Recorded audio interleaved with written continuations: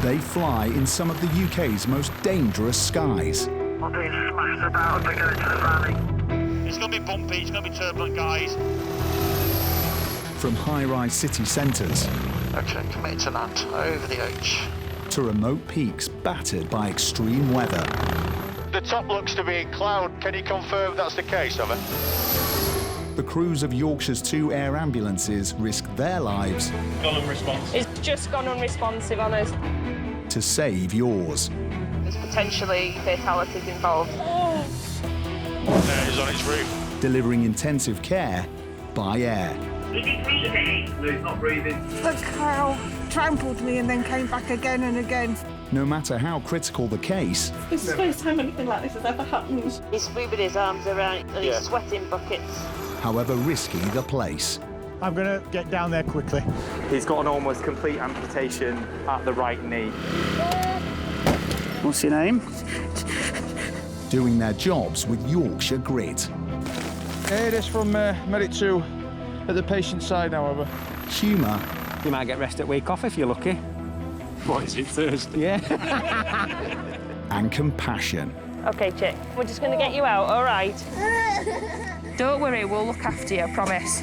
This time on Helicopter ER. Helicopters from both bases are dispatched to a potentially fatal multi-vehicle crash. Just take another deep breath for me, buddy. And again, buddy. I know. A holidaymaker is trapped in his caravan after it's blown over in high winds. Sorry, Paul, we're just trying to get this slid out of the way. And a serious fall leaves a man in danger of losing his foot. So this bit might suck a little bit.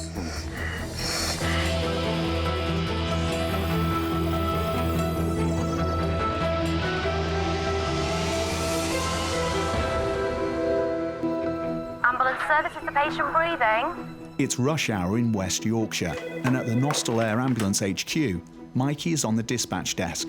An emergency call is coming in. Job. A car versus like a motorcycle with a sidecar.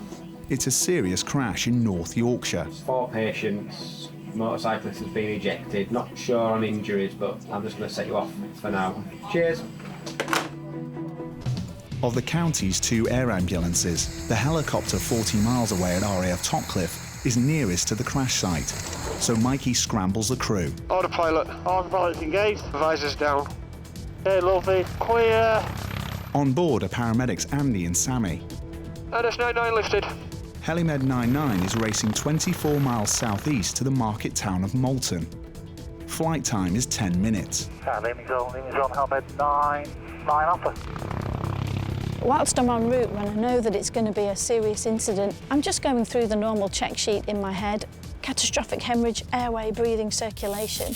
But I then need to do it for each patient and see who is the most time critical. Hi, are you still at the scene of the accident?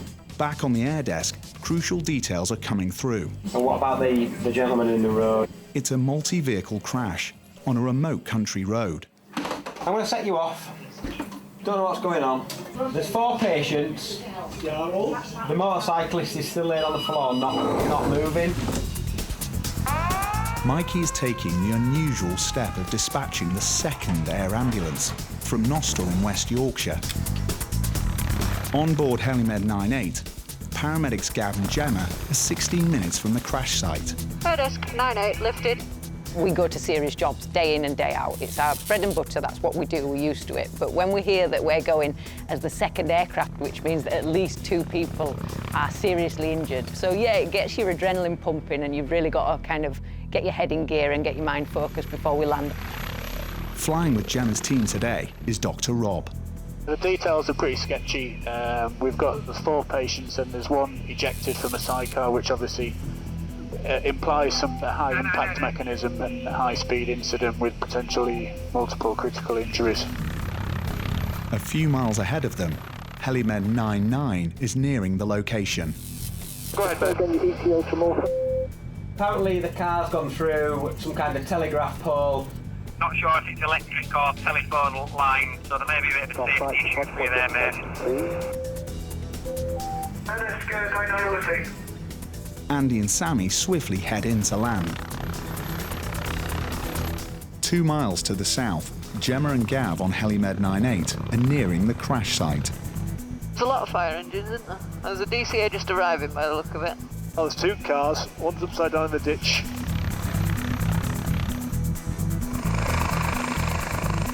Tail's nice and clear there. We were just met by carnage, basically. That's all I can describe it. And all I remember is looking up and down the road at people and vehicles strewn all over the place. So we knew that this was going to be quite bad. On a blind bend, at a combined speed of over 100 miles per hour, 2 cars have collided head-on and hit a motorcycle with a sidecar.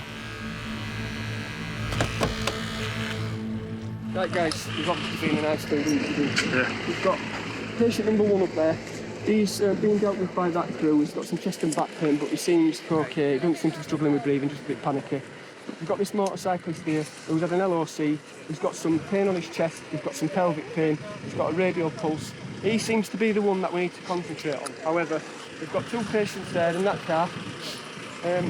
Lady's got an arm and a shoulder injury, conscious breathing, GC 15, and then the driver is sat with an ankle injury. So, Dr. Rob, if you can just assist Sammy for a minute, see what's going on there. You happy for me to assess these? I'll go and assess them, yeah? OK. So priority is he just feels sick, so I'd like to get this off. I just can't do it by myself. Is that OK? The badly injured motorcyclist is being checked over by paramedic Sammy. So this wrist still hurts you, buddy? Yeah, he's not comfy. Stay still, buddy. You're doing really well. Just going to slowly take this off nice and still there. There we go. You stay still. Stay still for me. 58-year-old Michael Shepherdson is in great pain. He was thrown 20 feet down the road in the impact and lost consciousness. Where's the pain? Rib cage. It is all his rib cage. Just take another deep breath for me, buddy. It's quite cool peripherally. His hands are, yeah, cold and sweaty. And again, buddy, I know. Where's that? His chest is sore to touch. It's very quiet to listen to. On the left? Both. What happened? I'm not sure, I wasn't here, but it looks like you've crashed your bike. Yep, so we're just going to have a little look at you now, make sure you're OK. Michael was riding home with his dog in the sidecar when they were in collision with a car. Motorbike's here, Fiat's here, I'm coming this way. I've gone, well, I mean, I've seen it, sort of panicked. I sort of tried to swerve into the verge. I've drifted sideways, I think. Gav's checking on 23-year-old student Jacob Cutt. He was driving to the coast with his girlfriend when the accident happened. How are you feeling yourself? It's just my ankle. I just can't your move ankle, any of yeah. that, and I've got all these bruises down I see it's here. quite swollen. You've got seatbelt marks there. Yeah. Other than that, though, you feel no pain in your neck or anything like that? No, I've got a little bit in my chest. OK, but no, that's to be understood, yeah. So just basically sit there. It's all down here. Anything gets worse, give us a wave, all right? OK, I'm just going to go have a look at someone else, all right? Which side? Was it just one side he's got pain, is it? Both sides. And sternum. And he was the driver, yeah? A white Fiat rolled onto its roof and smashed into a telegraph pole. The driver crawled out of the wreckage, but he's in a bad way. Pain's going into his abdomen now. I think what we reckon the plan is, let's get him on the scoop. Yeah. And get him onto the stretcher. Are you going to take charge of the head and we'll get a paramedic on the head. Police are investigating. It looks like one of the vehicles has potentially been on the wrong side of the road. We're waiting for all casualties to be stabilised and decide which hospitals they're going to go to by land ambulance or air ambulance. Dr. Rob has to decide where to send the patients. He can't swamp one hospital's A&E. So which is the worst one?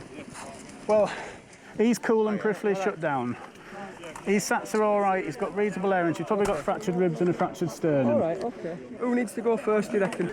We're both probably going to go at similar times. It's just then, where do we go? Because we can't both land in the same place, can we? There's Hull's the closest, so but then it depends which way the wind's blowing, and then there's James Cook and Leeds, isn't there? It's James Cook, it's flowing towards there. Unless you go to Hull and we go to James Cook. I think that was what I was thinking on the way. I was thinking we go to Hull because it's on the way, but you go to James Cook. OK, whichever patient you want to take, you just let me know. Are we all ready? Ready, steady, lift. Up we go. The driver of the white Fiat may have critical injuries. He's in paramedic Gav's care. Right, so we'll get this chap in the back of the DC then. OK. Thank you. All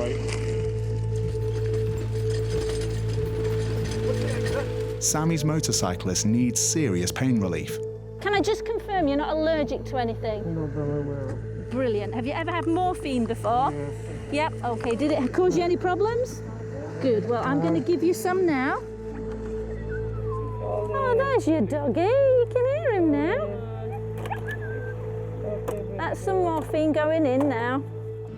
We identified the motorcyclist as the most time critically injured patient. He had catastrophic injuries, he had spinal and pelvic injuries, and he was laid on his side.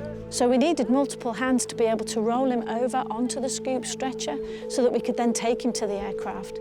So it'll probably be in 2 moves, half on, adjust, positioning, and then adjust him.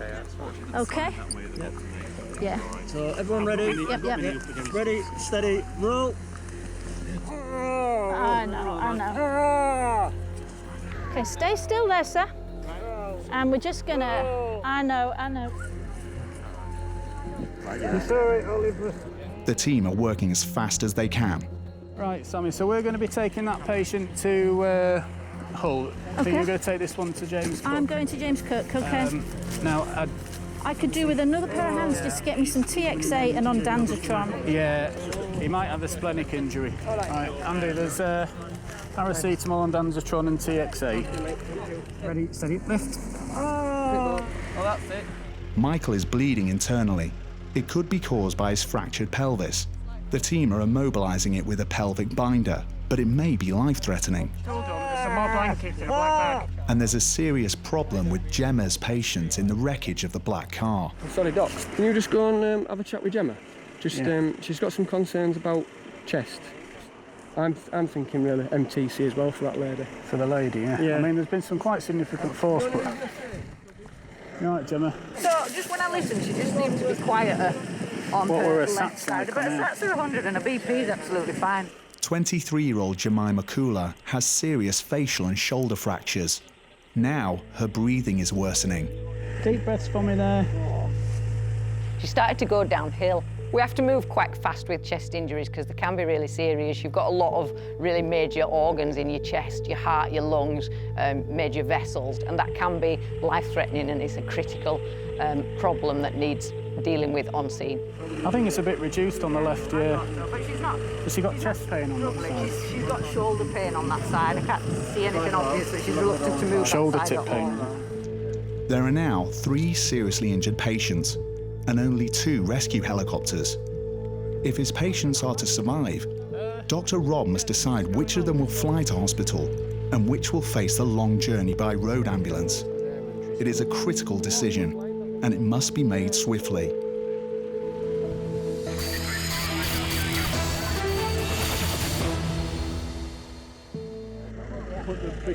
Well, I mean, from here to Hull, it's not too bad. On a fast rural road, Yorkshire's air ambulance crews are battling to save the lives of 3 people after a high-speed multi-vehicle crash. With only 2 helicopters at his disposal, Dr. Rob faces a critical decision. Which 2 patients will fly to hospital and which will face the long journey by road ambulance? 50 minutes, 45 minutes. All right, well, what And I think she's young, so if we can get her out, the crew should be all right. What's happening? Fire crews have cut through the wreckage of the car. Now they can carefully lift Jemima out. Her injuries are serious, but not life-threatening. She'll go by road to the Hull Royal Infirmary. What's this? I think you probably have scratched it, yeah. 1, 2, 3. Motorcyclist Michael is ready for transportation. He's beginning to deteriorate. We'll be going in head first. His bewildered dog is being looked after by police. Just a little friend that's been the passenger of the sidecar involved in the incident today. A little bit worried because he's been left on his own for now, but yeah, we'll keep good care of him till he gets returned to his owner. The Fiat driver is stabilised and on his way to Helimed 98. Going over to the aircraft, okay? Right, are we okay on the board here? Yeah. We are on the yellow board.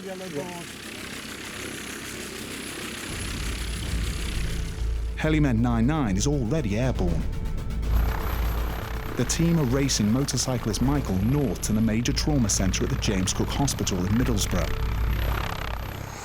Engines butterfly. Back on the ground, the injured Fiat driver is safely on board Helimed 98. Pilot Jeff will fly his team to the Hull Royal Infirmary in just 17 minutes. The last injured patient, Jacob, will soon be on his way to hospital for ankle surgery. Good to the left.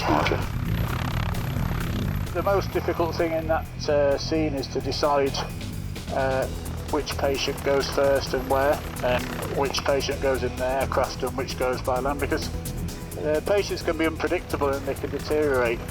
So you have to make, at that time, they have to take a snapshot and decide who is potentially going to become more unstable on the way and where the aircraft time saving will benefit them.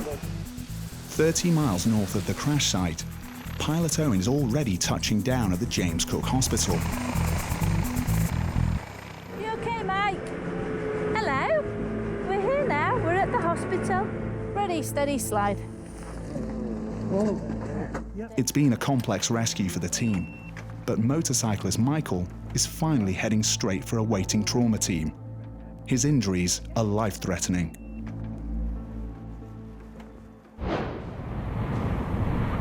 The weather is wild at RAF Topcliffe. The tail end of Storm Aurora is whipping up high winds in Yorkshire. It is from 99, we have lifted en route to Pickering. Helimed 99 is airborne to the edge of the North York moors. A caravan has been blown over in the wind. A desperate man is trapped inside. Oh, windsock's a bit limp, so let's go this way. Bird up at your 1 o'clock. Copied. Steve and Sam are keeping their eyes on the sky. A 10-minute flight means they'll be the first paramedics on scene. But if the weather gets much worse, it won't be safe to fly. That day the winds were very, very high. That can cause problems and have low-lying cloud. It can restrict the areas that we can go to. And also flying for us, if we hit really, really bad winds and cause turbulence, then it could be a point that we have to abort the journey and come back to base. It is from 99, just to let you know that the weather's not looking great en route. There's a possibility we may not get there, but we'll keep you updated. Yeah, roger, mate. That's all received. Thank you.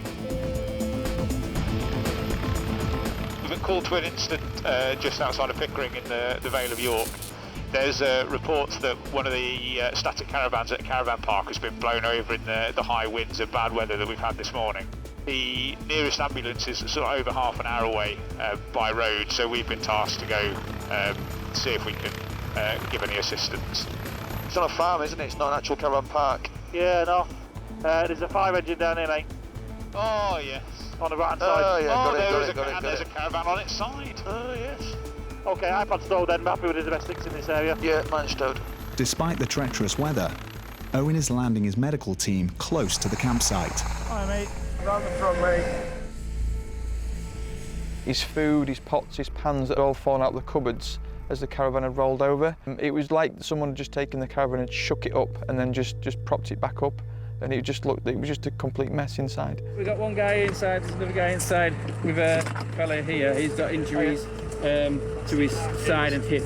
There is another lady in another caravan who is also in there. She's had a bang on her head, hasn't been lost consciousness during the blowover.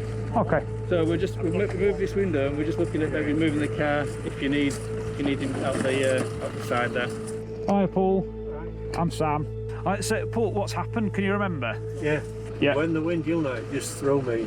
Because I didn't get a warning, I just threw me. Just went. Tipped me off, then everything's come on top of me. Okay. 66-year-old retired engineer Paul Johnson can't move.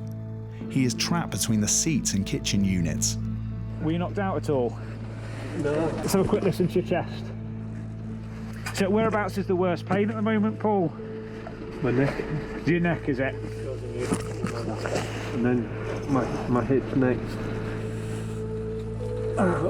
In this position, a full examination isn't possible. But paramedic Sam is concerned about the neck pain. Paul has osteoarthritis in his spine, making him vulnerable to spinal fractures. Is it quite a bit of pain? His abdomen's quite, a bit sore. He's got some neck pain, but there's nothing else really to find. So if we just try and do a set of obs, we'll get a scoop. Is it your wife that was in the caravan as well? Yeah, Christine. Yeah, she's just in. Hi. So you'll have to mind my boots. Everything's cleanable. Christine. Yeah. Hi, Christine. I'm Sam. I'm one of the paramedics. Yeah. So you were in the other caravan when it's blown over, weren't you? It's my head that I've hit. I'll give her paracetamol. Grand. Right. Yeah, it's my head that I hit. Do you know, like I've got a headache now? Yeah. Paul's wife, Christine, crawled out of her caravan window and called for help. Were you knocked out at all? No. So you can remember everything that's happened? Oh, yeah. Yeah, it was so quick. That wind just come and then... Well, it just... And then we just went... I know it's been a really rough morning, hasn't it? Like, it's been really windy. I'll just have a quick listen to your chest. Yeah. You've not been sick at all? Not had a fit? No. Give my hands a squeeze. Excellent. Lift this leg up for me. And lift this leg up for me. That's grand. Any pain in your tummy at all? No? So it's just your head that you bumped, isn't it? I'm not surprised. Freeing Paul from the wreckage will be difficult. A bigger hole would be useful, because that's going to be difficult to kind of negotiate someone on the board in and out. So whether it's easier or safer for you guys to take this bit out and come out this way, or to take like the roof out and come out sideways, I don't have a preference. I'll leave it up to you guys. Firefighters are slicing through the roof. They need to make a large enough hole to allow the crews in to stretcher Paul out.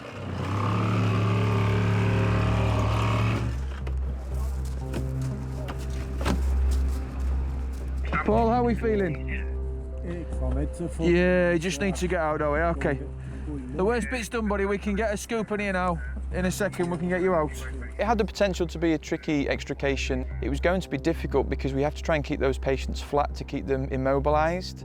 So we had to sort of work around that. The fire brigade had done a very good job and had cut a hole in the side of his caravan to allow us to get in, but we still had to position our scoop stretcher and to try and keep him flat. Right, Paul, the scoop stretcher's here now, so, right, Paul, I'm just going to come down there and get my hand down the side of your head, okay? Sorry, Paul, we'll just try and get this slid out of the way. Be careful, because there's a light just behind his chin. All right, okay. Like that one there. All right, yeah, just by your knee, mate. If you sort of grab round his belt, and then if you can try and grab, like, support under his right shoulder. Right, is everybody ready to lift? Ready? Yeah. We're going to go on lift. Are you ready with the scoop? Yeah. Okay, on lift. Ready, steady, lift. All right, Paul. The team must keep Paul's back immobile to prevent any further damage. Yeah, so it's cool if you pull it back slightly. So leave the board there, and then we'll slide him up towards you guys. And as we slide him, we'll kind of get him lined up on the board. All right? Yeah. On you, mate. Yeah. Ready, steady, slide. Ready, steady, slide. Okay. Okay, just relax your arms onto there, Paul.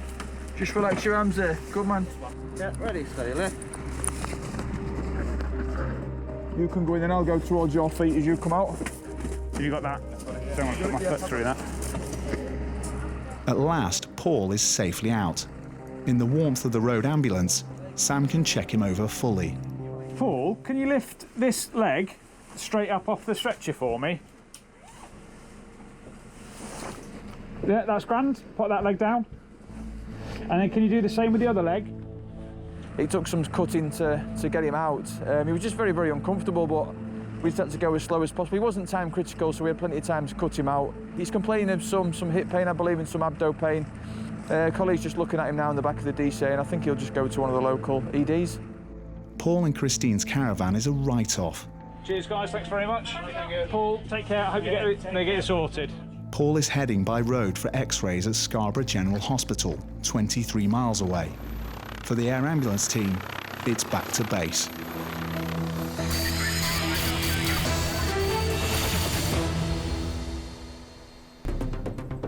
Hi there, ringing back from the ambulance service. Did you call for an ambulance? Paramedic Al is on the dispatch desk at the Nostell Air Base. Is it the lower part of his leg below the knee or the upper part of his leg?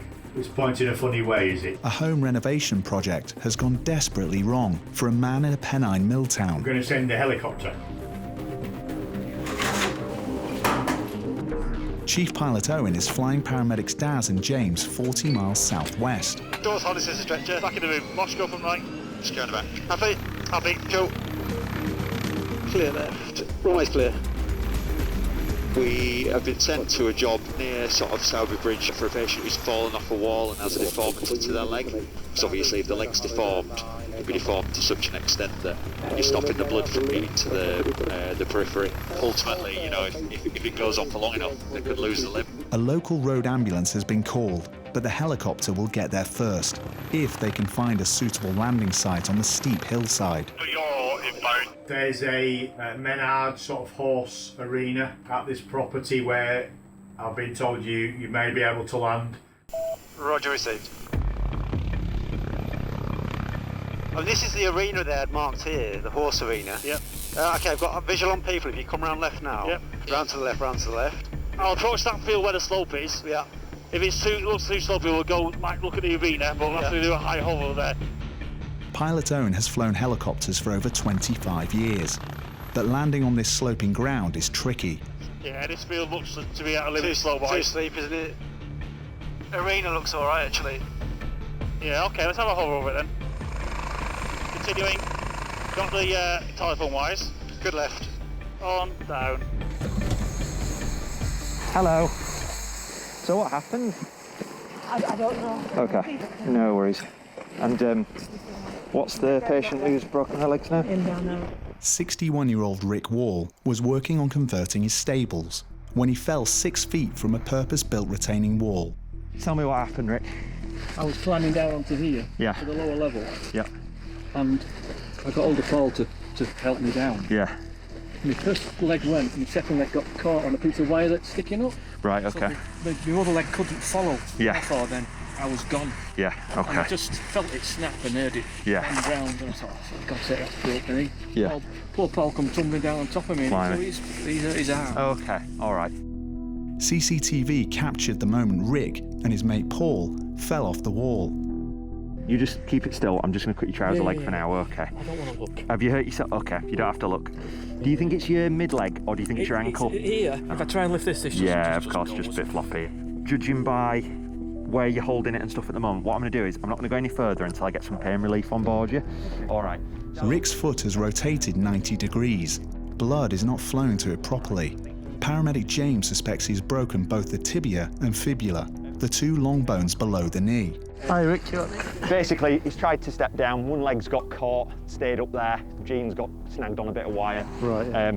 And then he's come down. His mate's landed on top of him. His mate says he's okay, but and we think ankle. So I'm just gonna. I think let's get some gas on board him before we do anything else. I've cut his trousers and stuff, and he's a bit shivery, so we'll stick Garatherm and stuff on him. Yeah, I'll get that sorted now. Pop that in your mouth. You just take some deep breaths on that. An awkward twisting fall has left Rick with serious injuries. His mate Paul appears to have escaped unharmed. We're just going across the gabions, and I thought he was stepping down to show a look at the land level floor, final floor levels, and he held out his hand. And I presumed he was helping me down, but he wasn't. He was on his way down. He was falling. He pulled me down with him. Hi folks, you right? Hiya. Did you get the story? Local paramedics have arrived. One is Rick's neighbour. Just before Christmas, Richard. Oh, you know each other? Don't forget Paul hurt himself as well. Don't forget Paul. Just hurt his shoulder. Yeah, is he okay? Yeah. Well, just can you lay your arm? I'm going to do some checks on you fella, alright? I want to stretch my leg back down. No, just keep it still for a minute. So just gently make a fist for me with your hand. That's it. Sharp scratch coming up in sort of the top of your wrist. All right, sharp scratch. In the depths of a Yorkshire winter, Rick is feeling the cold. Can I pass you that? It's just like a warming blanket. So if you pop it over his tummy, and it should slowly warm up and hopefully keep him a little bit warmer. And James is struggling to find a vein to administer pain relief. Sorry, mate. Just keep your hands still. In a bit of trouble with your veins, Richard. It's all right, does you lock them? We have that effect on people. They need to straighten Rick's leg to restore the blood flow, or he's in danger of losing his foot. James knows his patient's pain is about to get much worse. Have you ever had morphine before, Richard? No. No? Okay. No worries. So there's a throbbing in my leg now. Okay, no worries. Like cramp. Yeah, so this bit might suck a little bit. If it gets too bad, just tell us and we'll stop and we can give you something stronger. I'll lift and straighten. Yeah, and then I'll keep bring getting it deep out. breaths. If it's too much pain, I can give him some cat, but... Deep breaths. Okay, we go. Bro. Well done, Rick. Well done. Oh, yeah. Take a few. Yeah, body angle. Well done, Rick. I'll bring that down a little bit, and then he's got some sort of protection for the bottom. He might need something to pack under his knee, actually. Can you wiggle your toes for us, just gently, Rick? Brill. Can you feel me touching your foot? Does it feel normal? Yeah, it's a nice temperature and stuff anyway, so that's good. Okay, right. And here as well. No, but that's the worst of it over now. You've done well. With Rick's leg now straightened, they need to immobilise it by placing it in a vacuum splint. That's just going to go tight around your leg and ankle. Okay, yeah. Is that feeling better now it's supported? A little pain down there now. Yeah, I'll not take my hand away until we've got it rigid. But the team's work isn't over yet. They still need to get their patient over the wall to the ambulance. We just basically need your bum across onto this rigid board. You do it with that leg. Dig that leg in and try and get your bum off of it. You right? Okay, you ready? Here we go, perfect, brilliant. So we'll just shuffle you down a bit. That's it, we can see you, we've got you. They need as many hands as possible. So there's 1, 2, 3, 4. 4 with Owen. You right to come down? We'll come round to here, pop him down on the ground and just slide him up to you guys, and then we'll all get up and then onto the wall, I think, at the end, and then just reset everyone. Ready, set, move, and just up slowly. Okay, you should be able to rest him down there and just support him. And then we'll just gently slide him forward. So ready, set, move. Okay, one more slide forwards. Ready, set, move, and we'll just rest there, get everyone reset. Okay, same again, just about 3 feet. Ready, set, move, and just rest there. Okay, on move, we're going to lift, ready, set, move, and up, and just slowly forwards. Everyone okay?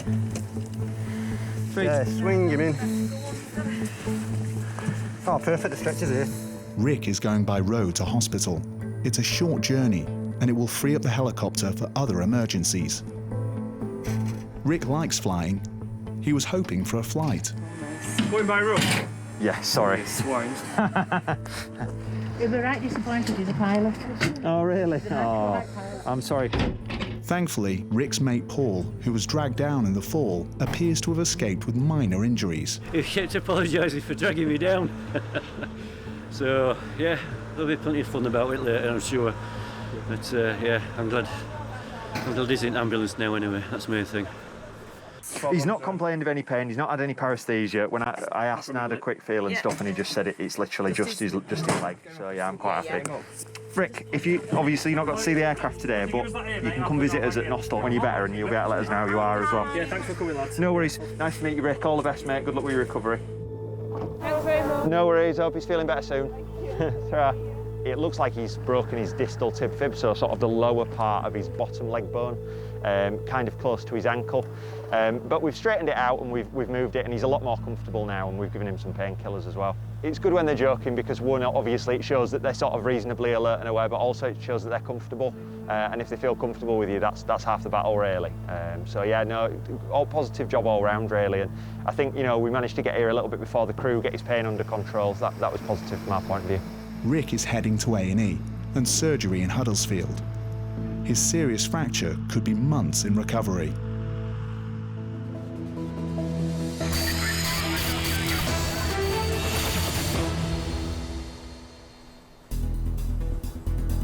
At RAF Topcliffe in North Yorkshire, pilot Harry is preparing for takeoff. Listen to the hover, be a clear area departure across the airfield. Just going around the tree to the right. Paramedics Lisa and James are heading for the garrison town of Catterick. A motorcyclist is injured.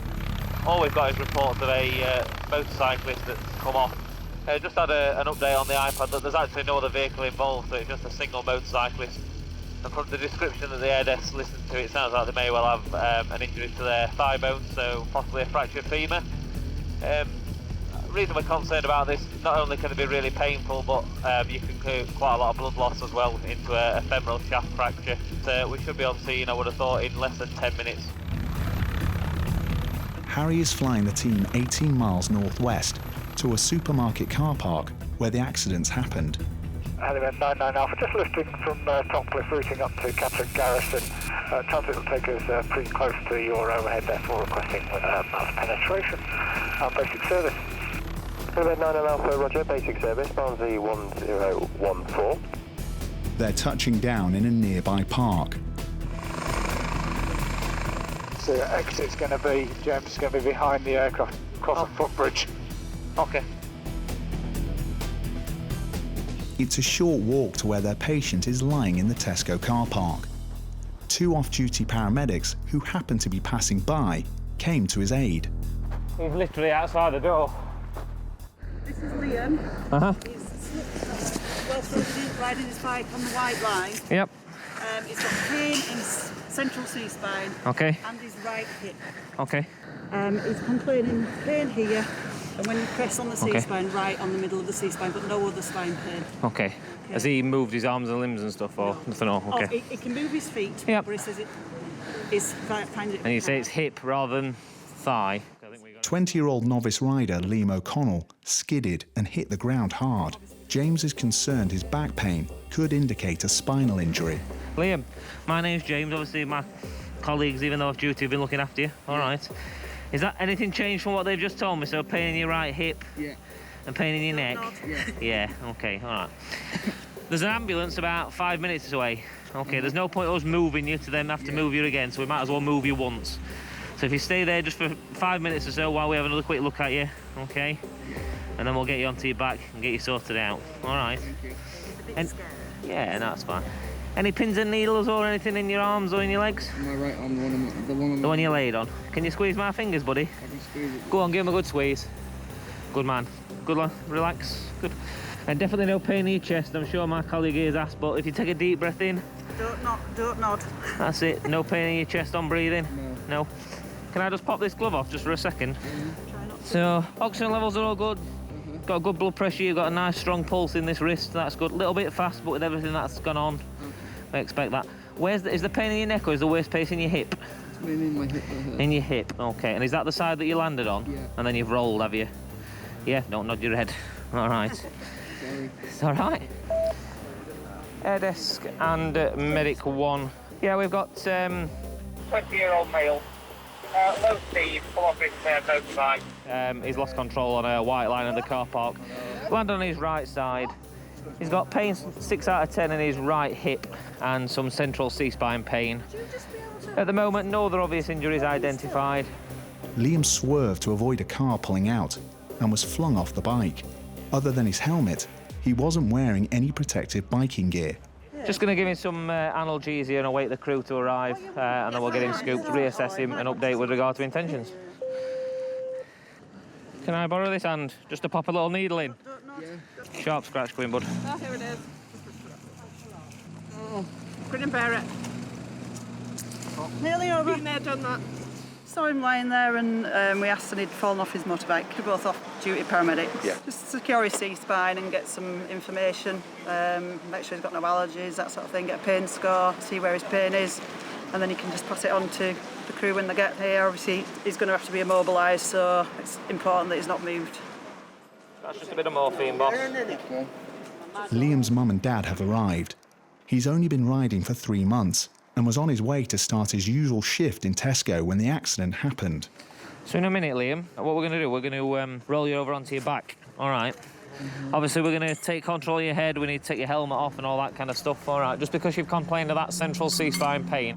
To avoid worsening any injury, it's vital Liam's spine is kept completely still while he's rolled onto the scoop stretcher. Can we just bring that right leg up gently, because that's his hip that's hurting?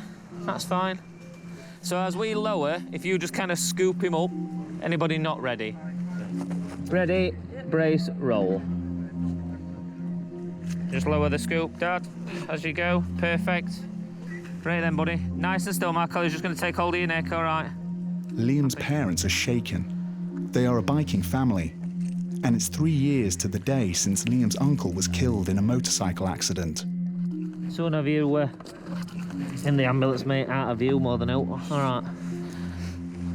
Liam is now fully immobilised. James will check him over in the road ambulance.